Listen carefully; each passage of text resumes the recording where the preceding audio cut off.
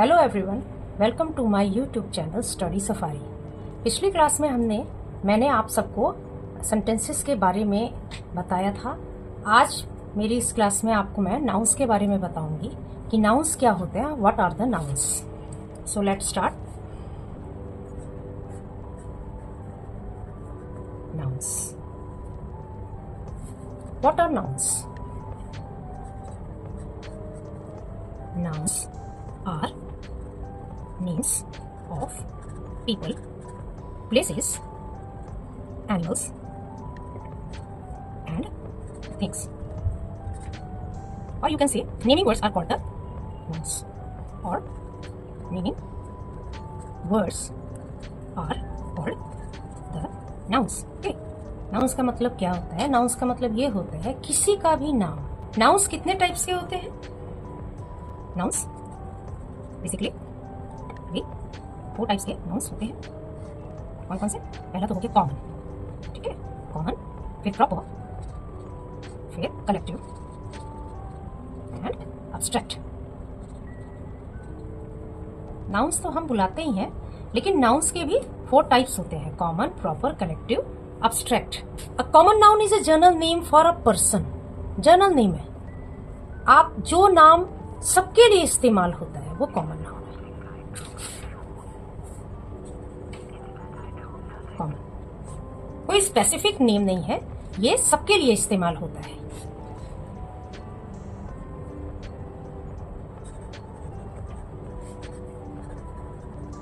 General name है, चाहे उसमें पर्सन आता हो या प्लेस या थिंग या आइडिया, ठीक है। और ये जो है it is not capitalized unless it starts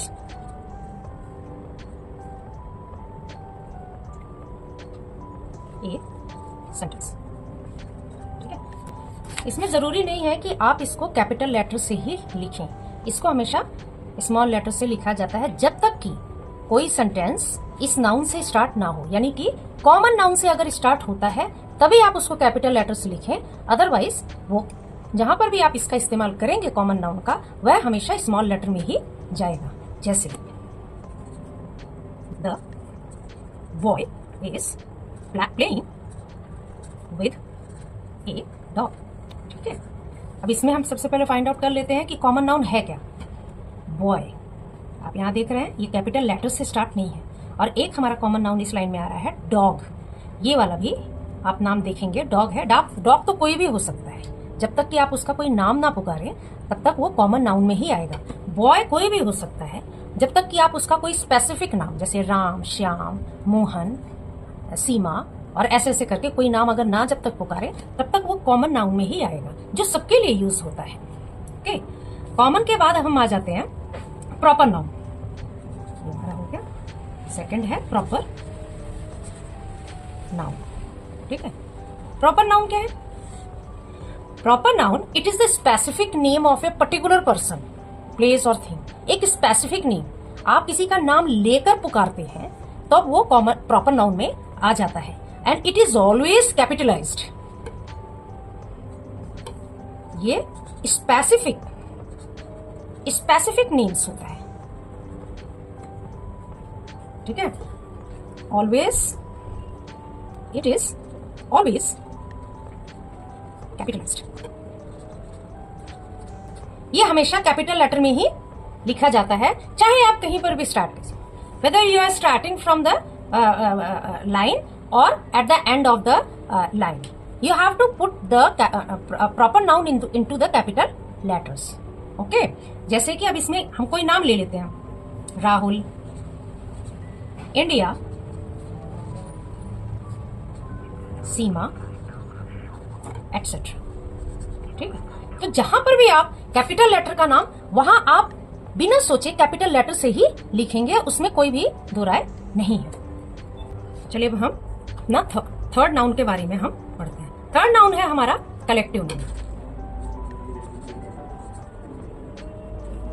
collective noun, ठीक है। कलेक्टिव का मतलब क्या होता है? कलेक्शन, किसी भी चीज का कलेक्शन। आपके सामने किसी चीज का झुंड है, ग्रुप है या बहुत सारी चीजें पड़ी हुई हैं एक ही स्पेसिफिक टर्म में, एक ही क्लास के बच्चे खड़े हुए हैं, तो आप एक एक बच्चे का नाम ना लेके पूरे स्टूडेंट्स को अगर आप एक ग्रुप में बोलते हैं तो आप वहां पे क्लास बोलते हैं, ना कि एक एक बच्चे का नाम लेते हैं। तो ये क्या है? It refers to a group. ये ग्रुप को रिफर करता है किसके? ऑफ पीपल, एनिमल्स और thing as one unit. As one unit, ये क्या है? एज वन यूनिट में ही आप उसको ग्रुप में डालकर जब आप उसको बोलते हैं तो वो कलेक्टिव नाउन्स में आता है। जैसे कि मैं बता देती हूँ, ये हो गया आपका टीम, टीम, फैमिली। अब आपको किसी की फैमिली में सबको अलग अलग ना बता के अगर आप फैमिली बताते हैं तो फैमिली में सभी लोग इंक्लूड हो जाते हैं उसमें, चाहे आपके पेरेंट्स हो, चाहे आपके ग्रैंड पेरेंट्स हो, बच्चे हो, जो भी हो, सब वो फैमिली में आते हैं। तो ये आपके कलेक्टिव नाउन्स में आ जाता है। आपके स्कूल में क्लासेस होती हैं तो एक क्लास में बहुत सारे स्टूडेंट्स 40, 45, 50 स्टूडेंट्स होते हैं, तो आप उस सभी के ग्रुप को मिला के क्लास बोलते हैं। हर्ड झुंड हुआ, जैसे हाथियों का हर्ड ऑफ द एलिफेंट्स और हर्ड ऑफ द काउस। तो इसमें क्या आप बोल रहे हैं? सारे कैटल्स को आप एक ही ग्रुप में रख रहे हैं और उसके लिए आप हर्ड यूज कर रहे हैं, ठीक है, एटसेट्रा। नेक्स्ट है हमारा फोर्थ, अब्स्ट्रैक्ट नाउन।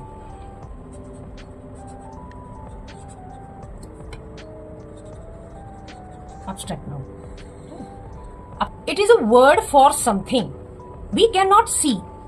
ये एक ऐसा वर्ड होता है जिसको हम देख नहीं सकते। It is a word for something we cannot see, touch or feel. Okay, physically आप उसको न तो देख सकते हैं, न टच कर सकते हैं और न ही फील कर सकते हैं। जैसे कि आइडिया, हम कहते हैं कि जब मैंने कहा कि आई हैव एन आइडिया, तो जब मैंने कहा आई हैव एन आइडिया, तो क्या बच्चों आप सब लोग आइडिया को देख सकते हो, टच कर सकते हो या फील कर सकते हो? नहीं कर सकते। अगर मैं बोलती हूं क्वालिटी और इमोशन, आप देखो क्वालिटी या इमोशन, इसको ना तो हम देख सकते हैं, ना टच कर सकते हैं, ना फील कर सकते हैं। ओके, इसके अलावा भी बहुत सारे वर्ड्स हैं जो हमारे अब्स्ट्रैक्ट नाउन को डिस्क्राइब करते हैं, जैसे कि लव, ऑनेस्टली, फियर। आपको जब डर लगता है तो आप देखिए, आपके डर को थोड़ी ना कोई देख सकता है और ना कोई टच कर सकता है ना? ये सारे आपके अब्स्ट्रैक्ट नाउन में आते हैं। एक एग्जांपल, एक सेंटेंस में देती हूं, honesty is the best policy. यहां अब्स्ट्रैक्ट नाउन क्या है? ऑनेस्टी। देख रहे हैं, ऑनेस्टी एक अब्स्ट्रैक्ट नाउन है। इसके बाद एट द लास्ट में आती हूं countable and uncountable nouns. Countable and uncountable nouns. अब ये काउंटेबल अनकाउंटेबल नाउन्स क्या है? What are these? Some nouns such as the buckets. देखिए, कुछ नाउन्स होते हैं जैसे कि बकेट्स ले लिया, टॉयज ले लिया, बुक्स ले लिया। क्या ले लिया? Buckets, toys, books. इसको क्या कर सकते हैं? ये सारी चीजों को हम वी कैन काउंट इजिली, ठीक है ना? ये सारे काउंटेबल नाउन्स में आते हैं। बट लेकिन कुछ चीजें ऐसी हैं जिनकी क्वांटिटी होती है, जैसे कि सैंड, ये क्वांटिटी में आएगा। मिल्क एंड वाटर, ये लिक्विड फॉर्म में है। Milk and water liquid form में आता है, तो हम इसको काउंट कैसे कर सकते हैं? आप सोच के देखिए कि सैंड, आपके हाथ में रेत है, आपका कोई लिक्विड है, आपके हाथ में जूस है, वाटर है और कोई भी लिक्विड है, तो आप उसको काउंट कैसे कर सकते हो? तो ये क्या हो गया? ये अनकाउंटेबल नाउन्स हो गए, ठीक है ना? चलिए, अब मैं आपको एक पैसेज यहाँ पे दिखाती हूँ जिसमें हमने क्या क्या भरना है। हमने common, proper, collective and abstract, ये नाउन इससे हम पता लगाएंगे कि इसमें इन चारों में से कहां कौन कौन से नाउन्स आए हुए हैं, और उसके सामने कॉमन को हम सी से इंडिकेट करेंगे, प्रॉपर को हम पी से इंडिकेट करेंगे और कलेक्टिव को हम सी और टी से इंडिकेट करेंगे, एब्स्ट्रैक्ट को हम ए से इंडिकेट करेंगे। ठीक है, चलो पढ़ते हैं। On a sunny morning, Ravi, Ravi is here. आपको क्या दिखाई दे रहा है? ये Ravi, this is the proper noun, so I am putting here P, right? Went to the park. Park is the common noun. Park तो कोई भी हो सकता है, बट रवि जिसके बारे में बात हो रही है, रवि तो रवि ही रहेगा, कोई दूसरा रवि थोड़ी ना। लेकिन पार्क, पार्क कोई भी हो सकता है। Park with his family. Family is the collective noun. ठीक है, as I told you. They saw a group. देखिए ग्रुप आया ना, ग्रुप, ग्रुप क्या है? कलेक्टिव, कलेक्टिव सिटी, यहाँ सिटी यहाँ पर भी लगा देती हूँ सिटी। ठीक, ऑफ चिल्ड्रन, चिल्ड्रन क्या है? देखिए collective city. Okay, playing under a big tree, tree तो कोई भी हो सकता है, ये हो गया हमारा common. Ravi felt great happiness, happiness is the abstract noun. Watching them laugh and run around.